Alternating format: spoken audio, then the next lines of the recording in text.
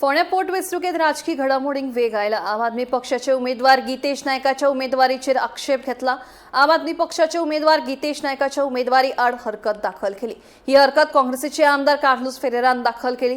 या प्रकरणाची बुधवारा सुनावणी जातली।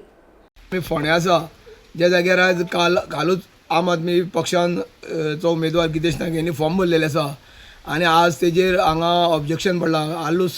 कार्लोस आल्मेदा जो आमदार आसा तेणी तेजेर ऑब्जेक्शन घातलें आसा आनी ह्या संदर्भात फाल्यां हियरींग दवरिल्लें आसा।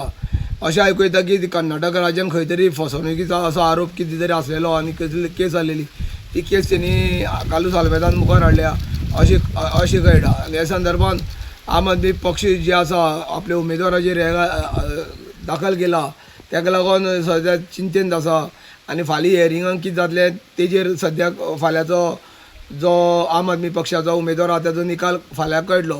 आनी ह्या संदर्भात जे तेणी कार्लोस आल्मेदान घातल्या ती केसी संदर्भात फाल्यां सुनावणी दवरिल्ली आसा, हियरींग आसा आनी ते हियरींग जाल्या नंतर हो जो कार्लोस आल्मेदान घातलेलो जो ऑब्जेक्शन हें कितपत खरें आसा तें फाल्यां निकालाक कळटलें। आनी दुसरी गोश्ट म्हळ्यार आमचो भारतीय जनता पक्षाचो उमेदवार रितेश नायक हेणी सद्याक प्रचाराक हांगा भरारी घेतलेली आसा।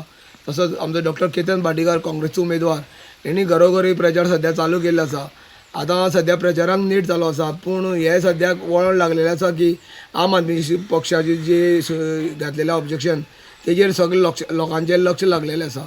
गोमंतक टीव्ही खातीर फोंडेच्यान एकनाथ